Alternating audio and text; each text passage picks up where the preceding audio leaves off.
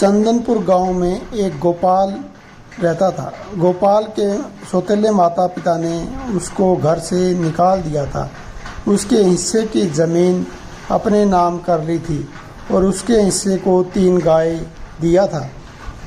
वह घर से निकलने के बाद सिर्फ उसका सहारा उसकी गाय ही थी, जो उसका पालन पोषण या भरण पोषण कर सकती थी। वह गायों को एक दिन बोलने लगा कि आप ही मेरे सब कुछ हो। अब उसने सोच लिया था कि अब उसकी गायें ही उसका घर चलाएगी, तो उसकी सेवा पानी करना और चंपा गर्भवती थी और इमली को भी बच्चा हुआ था, वो भी दूध दे रही थी। अभी गोपाल दूध बेचकर अपना धंधा अच्छा चला रहा था। गोपाल अभी वो तीनों बहनें थी। एक दिन तीनों बहनें आपस में बात कर रही थी। वह एक दूसरी बात कर रही थी कि मालिक हम पे कितना विश्वास करते हैं और कितनी उम्मीद है हमसे उनसे, लेकिन कोयली का बच्चा ना होने के कारण वो काफ़ी उदास थी। लेकिन वो आपस में दोनों को चिढ़ा रही थी, दोनों बहनें, कि इसको बच्चा नहीं हो रहा, ये बांझ है।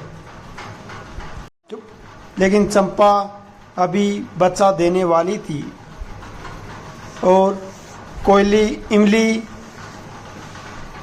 अभी दूध दे रही थी। लेकिन चंपा अपनी बड़ी बहन को काफ़ी भला बुरा बोल रही थी, क्योंकि वह अभी तक इतनी बड़ी हो गई है और बच्चा नहीं दे रही थी।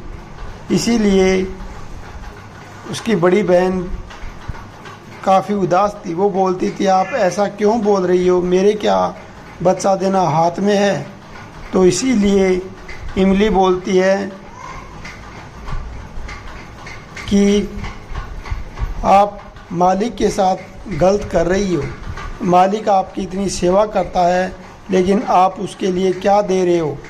तो इसके लिए वो उस पर हंसने लगी। इस पे चंपा बोली कि सही तो कह रही है कि आप इसके लिए क्या किया है। बड़ी बहन काफ़ी उदास हो गई और वह रोने लगी।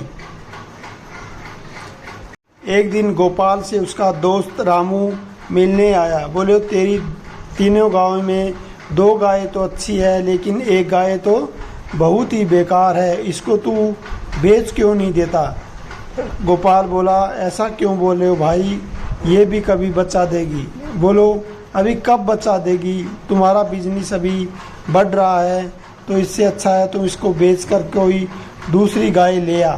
लेकिन इससे तो तेरे को कोई फ़ायदा नहीं हो रहा, या इसको किसी अच्छे डॉक्टर को दिखा जिससे कि इसका इलाज हो सके। गोपाल बोला, तेरे अंदाजे में कोई डॉक्टर है? हाँ, मेरे अंदाजे में एक डॉक्टर तो है, मैं उसको आप। गोपाल बोला, कहाँ पे है?